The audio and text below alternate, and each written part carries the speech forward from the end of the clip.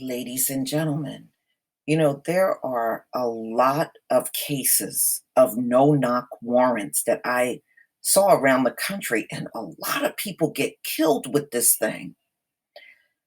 Well, the pressure is now growing in Kentucky after the killing of Breonna Taylor.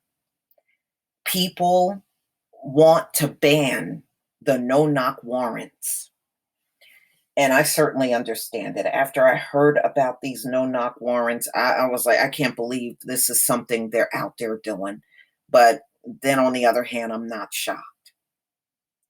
So this came out on the Courier Journal, which is a USA Today affiliate. Pressure grows for Louisville to ban no knock warrants after Breonna Taylor shooting. This is May 28th, 2020. Let me see if I can play this.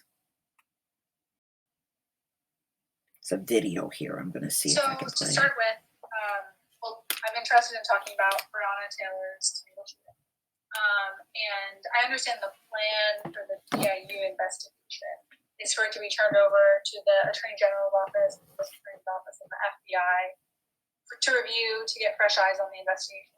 But it seems like some groups are calling more for an independent investigation altogether rather than just an independent review. So why not take it out of PIU's hands and get an independent body to investigate? Yeah, so PIU is wrapping up the case right now.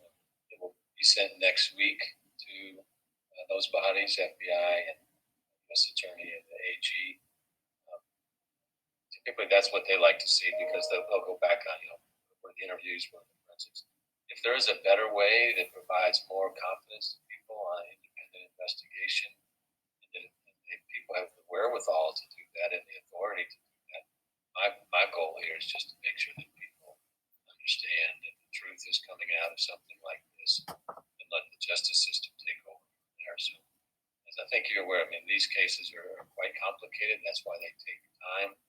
They can consist of 50 to 100 interviews and transcription of the interviews, and then making sure all of the facts line up and re-interviewing people in forensics. So there's a lot of road work that goes into putting something like this together. So my goal is people say, whatever the facts are, whether they like them or not, they have confidence in the process to produce those facts. I'm thinking of within the Explorer case, I know Kerry Harvey did a separate report, doing his own investigation. My understanding is, should we expect to see something like that coming after this PIU, or will you make that decision down the line? Yeah, I would make that decision down the line that if there was not confidence that for some reason in what, again, the U.S. Attorney and the FBI and the AG did, there's going to be a lot of eyes taking a look at this, and I think that's important. As you heard me say, that I don't. My priority here is the truth. It's not a special interest group in the city. It's not a department of metro government. People of Louisville elected me to tell the truth, to get the facts out. So, just like with anything I do, that's my intention with this case. Got it. So a big piece of the sort of controversy in this case is the no-knock warrant that a judge signed off on. I guess, are you concerned about that kind of warrant being delivered in the middle of the night by plainclothes officers? Is that something that you're alarmed by at all? I think it depends on the circumstances, right? There were multiple search warrants being issued that night. The purpose of a no-knock warrant, of course, that has to be signed off by a judge who believes there's probable cause, is that either evidence can be destroyed quickly or there's some threat of violence in a home. So what I have done is asked Chief Conrad to take a look into this practice. Is there another way to record what took place? And this is the kind of review that goes on after action reports when we say, what happened, what can be done better, what can we learn from other places. So that'll take place as part of the investigation, and we'll see where we go from there. Sorry, what did you exactly ask Conrad to look into? I didn't catch into the. Undercover narcotics officers do not wear body cameras for obvious reasons. But so when they're executing a search warrant, and we don't have a record of what took place, so to speak, that can be an issue, right? So I asked him to take a look into that, understand what is happening in other cities. Also, I think if you could, for context of your article, go back to when we started using body cameras here in the city. We were one of the early police departments to roll those out so that we could be transparent in terms of day-to-day communication between police officers and citizens. So we've got a record of leaning into issues like this, and then also making information available to the public. And there are very few cities that within 24 hours of an officer-involved incident have a press release, or excuse me, a press conference and talk about that. So these are all indicators, I believe, of how people can look at my administration and understand that it is important to us that people know what's going on between the police and the community and use these tools to improve. There's not universal application to these tools, obviously, because there's a lot of different situations that take place in policing, but with whatever the best practice is, that's what I'd like to see happening here in our city. So, sorry, I think the body camera issue is interesting, but I was asking about no-knock warrants being sought by police in general. I think we saw Houston ban the use of no-knock warrants by police. So I'm wondering if the no-knock warrant, regardless of body cameras, if you're concerned about that practice. Well, I always want to know what the best practice in the country is. Different police departments make different decisions at different times for different reasons, right? So what we can learn from what's happening in other cities is always important and concern to me. And so we gather what those best practices are, and then we make a decision that's best for us. Without understanding the full complexity and having all the experiences in major cities in this country, I think we want to pull those kind of facts together before we make a decision. So is it something that you're going to be looking into moving forward? Yes, absolutely. I mean, when you come into a situation like this, when issues like this come up, they deserve to be addressed.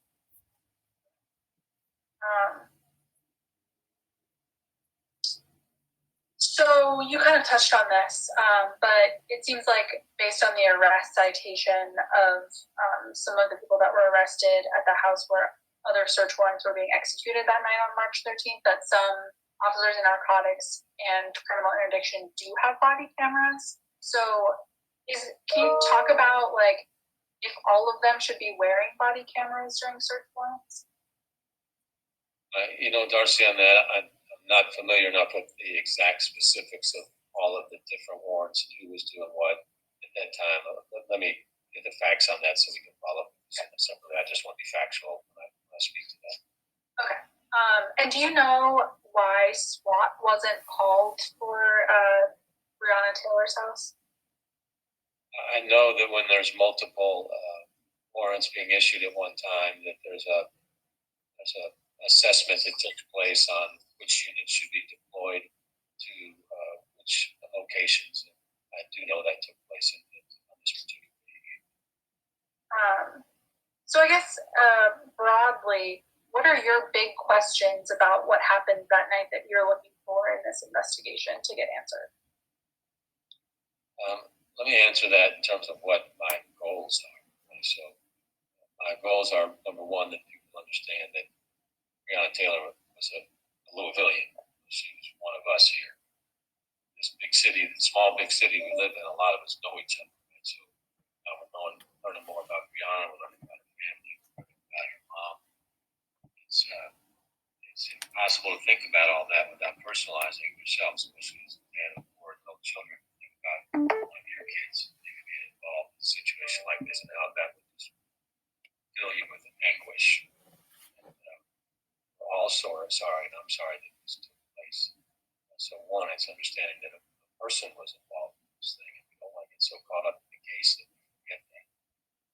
Secondly, is that my insistence that the truth comes out in this, and that's what anybody in the community wants, including the police department. So that's why we're calling for the review, the U.S. Attorney and the FBI and the AG, and for the justice system to take over.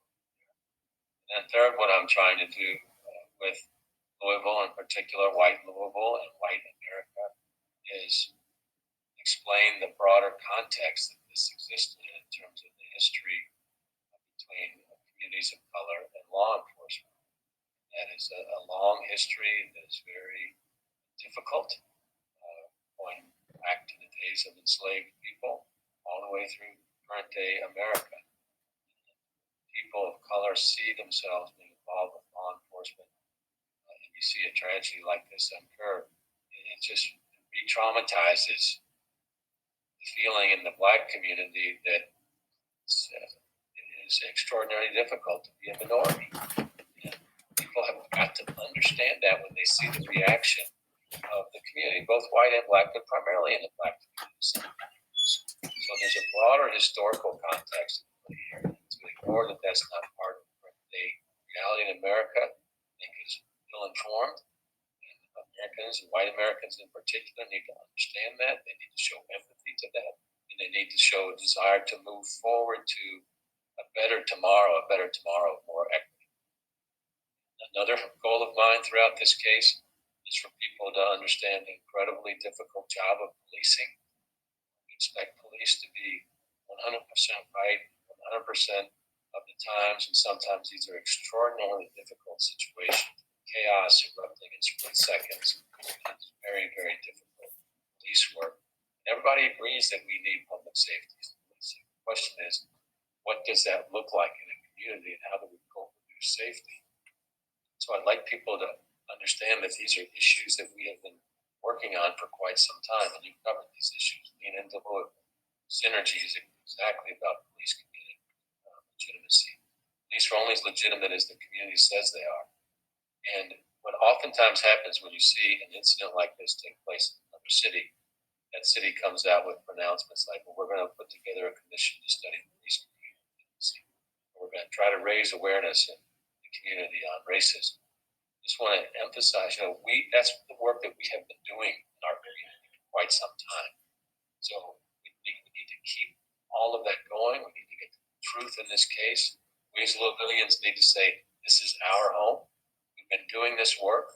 We don't need outside experts that don't know our city telling us what we should be doing in our own city. Our activist community is more than capable of understanding what to do, as is my administration. And we have a history of working together as well. So I just, these are very emotional, difficult times in America because of officer-involved shootings like this, but also put a pandemic and a virus on top of that, with the social distancing that we've had to get together. This is a time that calls for extraordinarily focused teamwork. And by teamwork, I mean addressing the issues that are tough, working through those answers together, and saying we're not going to wash this away. We've got to use this as a way to get better as a city. I think we demonstrated that we have a track record of wanting to do that, and we need the community to engage and help with us as we go through that. It's like a family, right? In a family, you're going to have some beautiful times. We're going to have some difficult times, but you got to work through them together. Got it. I noticed in an earlier interview, you declined twice to say that you have confidence in Chief Conrad. Do you have confidence in Conrad? The reason why I'm answering the way I am, Darcy, right now is that we're in the middle of a pandemic. We want to get the Brianna's case taken care of in the best way we possibly can. No matter how I answer that question regarding the chief, half of the community or part of the community is going to say, oh, that's great. Another half is going to say, oh, that's bad. I do not want to create another point of division in our community. And so that is not the important issue of the day, right? It's not about any one person other than Brianna and her family, this investigation, getting all the facts out. Let's all focus on that, and then we'll address any other issues down the road, whatever they might be. That and keeping ourselves safe during this pandemic. I don't want people to forget that's going on as well. And if there's protests, when there's protests in the city, exercise our First Amendment rights. But remember, keep social distancing. The virus can spread very easily in crowds, especially when there's yelling going on. So let's figure out how to be a leader in protesting in the time of the COVID virus as well. So we got to be safe and be aware that's still out there.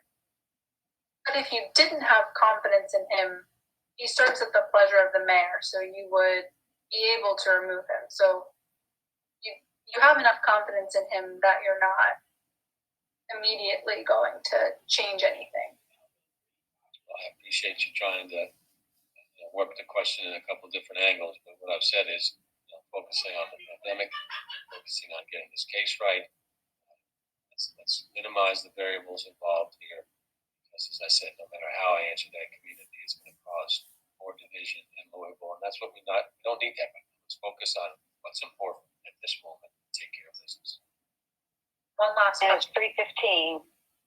Can I ask one last question? Go ahead, yeah. So this PIU case, if it wraps up next week, would be pretty quick in terms of getting it done, from what I understand about previous officer-involved shootings. Did you try to impress upon the police department how important it was to wrap this up quickly, or how did that? What can you talk about how quickly it's happening? Well, the case, there will be an adequate amount of information to go to the U.S. Attorney, the FBI, and the AG to get started on. There will still be some forensic information coming along after that, but because of the nature of this case, I think it's best to go ahead and give what we have so they can begin the review. And there's no question the police department certainly achieved priority in this case. Perfect. Thank you. Okay, take care. All right, y'all. That was the mayor in that interview. Okay. And of course, that's the protest that's going on all across the country. So, I don't know how they got away with doing these no-knock warrants all this time.